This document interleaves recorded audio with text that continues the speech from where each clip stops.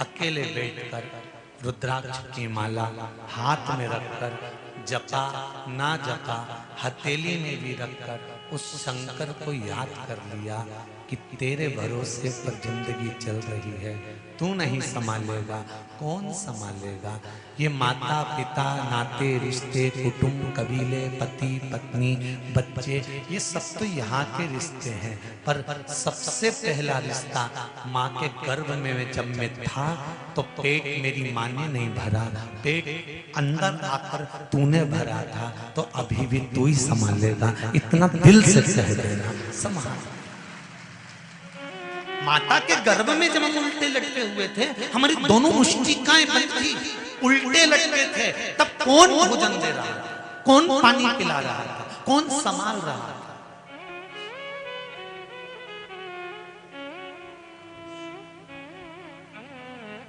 और कितनी कृपा करी है मेरे भोलेनाथ ने, ये तो देखो, तुमको भिखारी नहीं बनाया, नहीं तो कटोरा लेके कहीं इनका इंदौर के 3 बत्ती 4 बत्ती पे खड़े मिलते।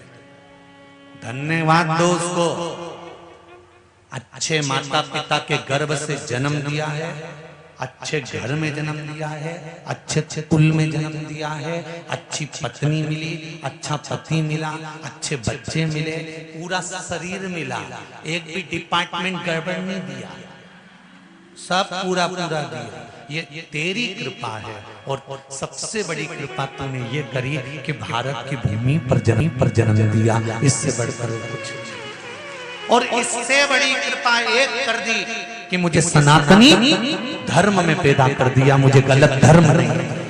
जिस सनातन धर्म के अंदर एक मछली को भी पूजा जाता है, जिस सनातन धर्म के अंदर एक मछली को भी कष्ट नहीं दिया जाता।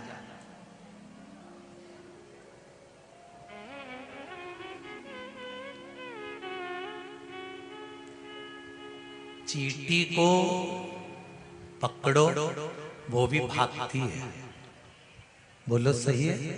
चींटा को पकड़ो तो भागे, चूहा को पकड़ो तो भागे, सांप को पकड़ो तो भागे, गाय को पकड़ो तो भागे, हिरण को पकड़ो तो भागे। जरा विचार करिए, मछली को पकड़ने की कोशिश करो, वो भी कांटे में फंस के तड़प कर निकलने का प्रयास करती है कि मेरे भी बच्चे हैं, मेरा भी परिवार है, मेरे भी अपने हैं, तुम मुझे क्यों पकड़ रहे हो, क्यों मार रहे हो। जरा सा जीवन के स्वाद के लिए, जरा सी जीवन के स्वाद के लिए तुम मुझे मार रहे हो।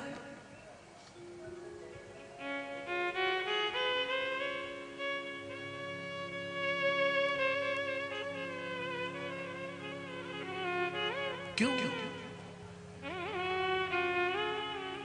किसी को कष्ट देना। जब दुनिया के लोग कहते हैं ना गुरुजी कलयुग आ गया, घोर कलयुग आ गया, बड़ा दुख होता है।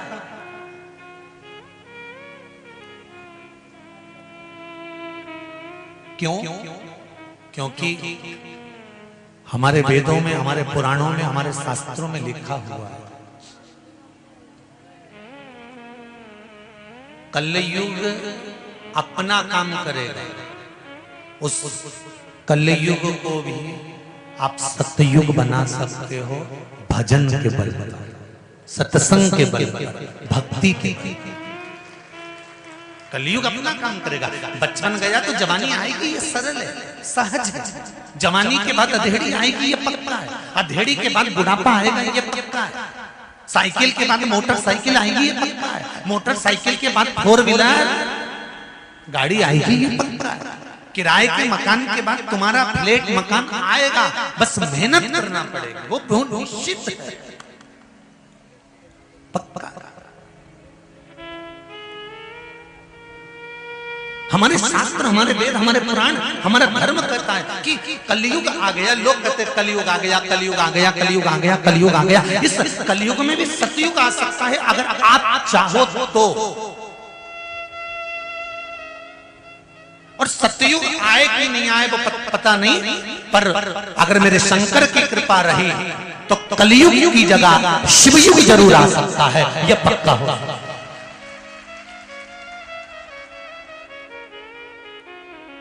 एक नए युग का निर्माण है शंकर की शिव महापुराण की कथा। आने वाले समय में आपको नहीं कहना पड़ेगा कि कलयुग चल रहा है, क्या कहोगे? शिव युग चल रहा है। मंदिर मंदिर में भीड़ लगी पड़ी हुई है, लोग जल लेकर जा रहे हैं, दिया जला रहे हैं, पशुपति व्रत कर रहे हैं, शंकर के मंदिर को देखकर प्रसन्न हो रहे हैं, उसकी चौखट को देखकर आनंद उत्पन्न कर रहे हैं। कोई जाता है मंदिर में झाड़ू लगा जाता है, कोई जाता है शिव मंदिर में पोछा लगा जाता है, कोई जाता है शंकर जी के सामने से निकल कर जाता है तो थोड़ा स्माइल देकर चले जाता है, कोई जाते जाते मस्तक झुका देता है, कोई जाते जाते हर हर महादेव कह देता है।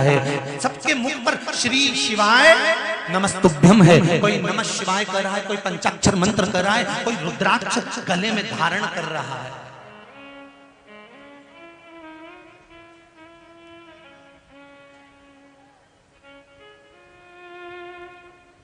कुछ बोलना चाहते हो? छोटा है कि बड़ा? क्योंकि कथा बहुत है। देव जरा दे माइक पे जल्दी से, जल्दी जल्दी जल्दी। तो कलयुग सतयुग की और बड़े। हम मानते हैं कि सतयुग नहीं आ सकता, हम मानते हैं कि हम वापिस त्रेता को नहीं ला सकते, द्वापर को नहीं ला सकते, पर एक नए युग का निर्माण तो कर सकते हैं और वो कलयुग की जगह हम शिव युग ला सकते। तो अब कोई तुमसे कहे कि नहीं कलयुग चल रहा है तो तुम दिल से कह सकते हो कौन सा युग चल रहा है? जम के बोलो जरा, शिव युग चल रहा है, कलयुग नहीं।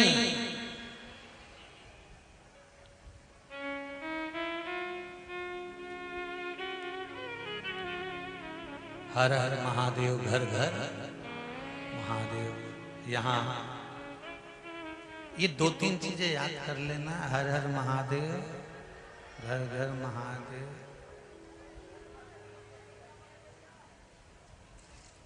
सब दुखों का हल, एक लोटा जल। कलयुग नहीं, शिव युग है। जो मिले वो शंकर का है, दिल से। एक निवेदन, आज कली काल में सबसे ज्यादा अगर कुछ हावी हो रहा तो ये जो बाहर की जो चीजें हैं वो हमारे रेगुलर व्यवहार में, नेचर में आती चली जा रही है। बच्चों को अंग्रेजी स्कूल में पढ़ाओ, खूब पढ़ो, उसकी विद्या। मेरी बेटियों को भी अंग्रेजी स्कूल में पढ़ाओ, खूब पढ़ाओ। बेटे और बेटी में कोई भेद नहीं होना चाहिए। अच्छे स्कूल में पढ़ाओ, खूब नामी स्कूल में पढ़ाओ, पर उन बेटे और उन बेटियों को एक बात जरूर कह दो, तुम अच्छे से अच्छे स्कूल में पढ़ो, मना नहीं है, पर शिव मंदिर में रोज जाना है। बचपन से ही उनकी आदत लगा दीजिए, उसका एक लाभ मिलेगा। बुढ़ापा जब आपका आएगा तो आपके बच्चे आपसे मुंह नहीं चलाएंगे। अगर वो शंकर की सेवा करते हैं तो आपकी भी कर जाएंगे। ये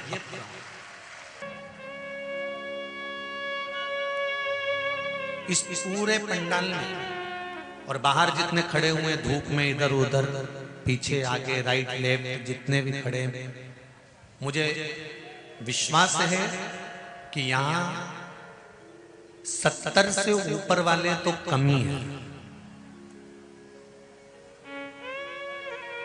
60 से ऊपर वाले कम हैं। जितने यहाँ पर बैठे दिख रहे होंगे ना, ये सब 60 के अंदर के होंगे, मतलब अभी इनका बुढ़ापा नहीं आया। कितने बैठे हो रहे 60 के अंदर वाले? जरा हाथ उठाओ तो। 60 के अंदर वाले, 60 के ऊपर वाले मत उठा जो, तुम्हें तो भगवान ही उठाएगा, फिर तुम काहे उठावा। तो 60 के अंदर वाले उठाओ, जरा उठा लिए? हाँ, बहुत बढ़िया। हर हर, रख लो रख लो। अब 60 के ऊपर वाले उठाओ जरा। हाँ नहीं ठीक है, तुम लोग भी आए हो, एक बात तो है। तो अब जितने 60 के ऊपर वाले बैठे हैं ना, और जितने 60 के अंदर वाले बैठे हैं, तुम एक बात इन 60 से ऊपर वालों से सीखिए कि तुम आए और ये आए। ये 60 के ऊपर वाले जो यहाँ आए, इनके गोड़ा में, इनकी कमर में, इनकी पीठ में कितना कष्ट रहता होगा। उसके बाद भी आधा आधा किलोमीटर तक पैदल, जहाँ गाड़ियां खड़ी कर दी, वहां से यहाँ तक पहुंचे कि नहीं पहुंचे। तो 60 से ऊपर वालों से हमको ये सीखना है कि जब ये हिम्मत नहीं हार सकते आने में, तो हमें भी सत्कर्म में हिम्मत नहीं हारना, आगे बढ़कर अपने सनातन धर्म को लेकर जाना। इनसे हमें सीखना, इनसे हमको प्राप्त करना।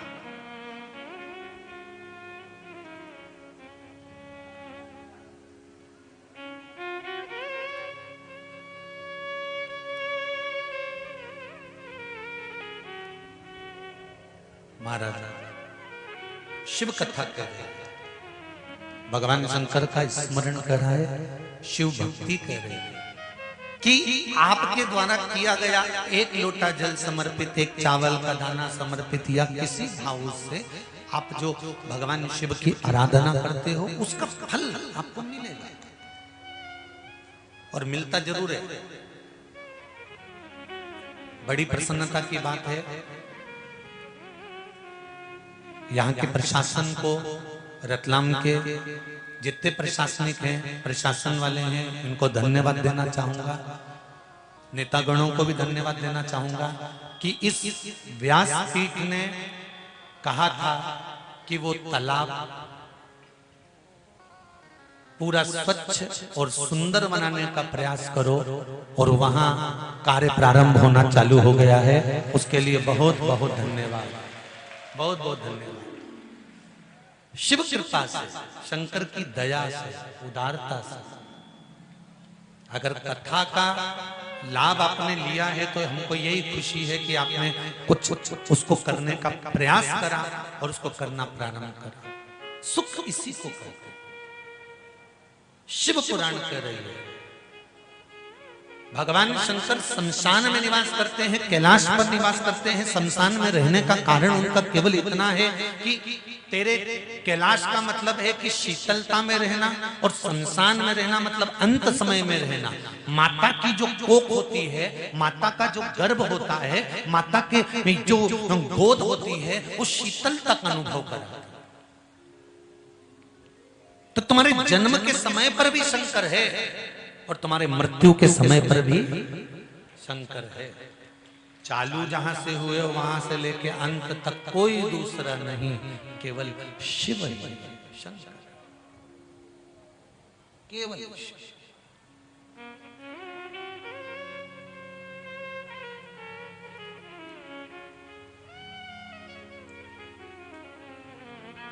इसीलिए कहते हैं अक्षय तृतीया, सत्तू का प्रयोग अवश्य करना। करोगे ना? उसका दान अवश्य करना। कोई आए उसको थोड़ा सा सत्तू अवश्य खिलाना। 3 चीजें होती हैं सत्तू में, गेहूं, चने की दाल, जौ। इनको गलाया जाता है, रात भर गलाने के बाद इसको फिर सेका जाता है, सेक कर पिसाया जाता है, फिर उसका प्रयोग किया जाता है। महाराज चाहे फिर उसको घोल कर आप शक्कर के साथ, गुड़ के साथ, नमक के साथ, जीरे के साथ, पुदीना के साथ, जिसके साथ तुम्हें खाना है वो तुम्हारे ऊपर, पर दान करना सत्तू का जरूर है।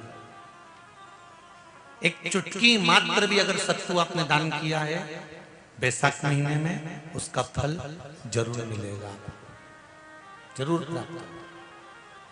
हमने भी विचार करा है, जितने लोग ऑनलाइन दान कर रहे हैं, दान सहयोग राशि अकाउंट में डाल रहे हैं या सहयोग दे रहे हैं, तो अमावस्या, नवमी और पूर्णिमा को भी कुबेरेश्वर धाम में जितने भी भगत आते हैं उनको सत्तू का ही प्रसाद वितरण किया जाएगा। जो लोग दान दे रहे हैं उनके सहयोग से ही ये क्रम किया जाएगा। प्रयास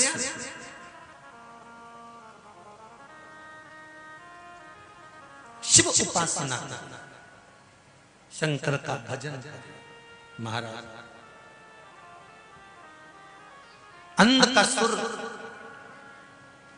उस अंधकासुर ने वर मांगा और ब्रह्मा जी ने कहा यह नहीं हो सकता, मृत्यु निश्चित है, मरना पड़ेगा, मौत आएगी और मरना पड़ेगा ही। सुन लो, ध्यान लगाकर जितने लोग कथा श्रवण कर रहे हैं,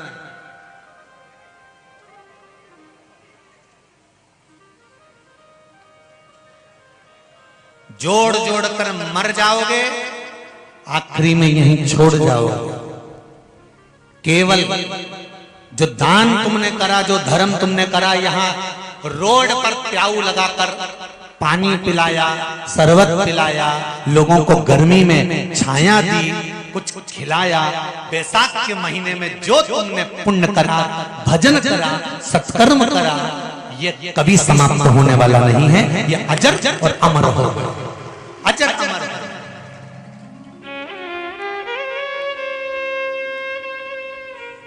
ये कभी समाप्त नहीं होगा। दूसरा जगह पर दिया गया ना, दूसरी जगह पर किया गया सत्कर्म समाप्त हो सकता है, पर शंकर को किया गया धर्म, शंकर भगवान को किया गया दान, शंकर के लिए, शंकर के भक्तों के लिए किया गया सत्कर्म। सुनने का अगर मरना ही है तो वर दे दो। क्या अगर मरूं तो मेरी माता को जिस दिन मैं गलत दृष्टि से देखूं उस दिन मेरे प्राण छूट। और वही हुआ। अंधकासुर ने कहा मुझे शादी करना है, कोई अच्छी कन्या देखो। तो कहा जो सुंदर थी उसको तो शंकर भगवान ले गए, क्या पार्वती इतनी सुंदर थी? हाँ, तो मैं उसी से शादी करूंगा। उसका तो विवाह हो गया, भले हो गया, पार्वती को मैं लेकर आऊंगा। और अंधकासुर सेना लेकर पार्वती को रिझाने के लिए, लेने के लिए गया। जो माता पार्वती को देखा, उनकी सुंदरता को देखा, तो माँ होती। आज भी बहू से ज्यादा सास सुंदर होती है। आज भी बहू को तैयार होने में समय लगता है और सास बने बनाए बाल पे कंघा फेर फुरा के, मुंडा में से थोड़ा सा थूक लेके, पोत के, पाउडर माउडर लगा के, बिंदी लगा के, और सास एक बार तैयार होके जो बाहर आती है ना, तो कई बहुएं हैं जिनका हिबड़ा जल जाता है आज भी। और बहुओं मन में सोचती है डोकरी को देख तो सही। अरे भाई, ओल्ड इज गोल्ड। कहा जाओगे सुंदरता, और ये सुंदरता कहीं से नहीं आ सकती। ब्यूटी पार्लर की सुंदरता, क्रीम की चमक, पार्लर की चमक 15 दिन, 20 दिन, 1 महीना, 2 महीना रहती है। पर भजन की चमक, सत्संग की चमक, शिव महापुराण की चमक जिंदगी भर रहती है। आपके भजन की चमक कभी समाप्त नहीं हो सकती। आप भजन करो। कई बूढ़ी बूढ़ी माताएं जब मंदिर से आती है ना, और मुंह में पान भी नहीं खाए तो भी इसके होठ लाल दिखते हैं। साड़ी साधारण सी पहनी, बस सिर पे पल्लू ले लेगी, आंखों में थोड़ा सा सुरमा लगा है, बिंदी बड़ी सारी कुंकू की लगी है, ऐसी। और माताओं को ना जाने क्या हो जाता, बिंदी लगाने में क्यों शर्म आती है। माथे पर जब कुंकू की गोल बिंदी बड़ी सारी जब माताओं के चेहरे पर लगी होती है ना, तो आधा तो देखने वाला इनको देख के बिंदी में फंसा रह जाता है कि इतनी सुंदरता, उसकी बिंदी में इतनी सुंदरता होती है। पर ना जाने ये तो इतनी बड़ी लगा है।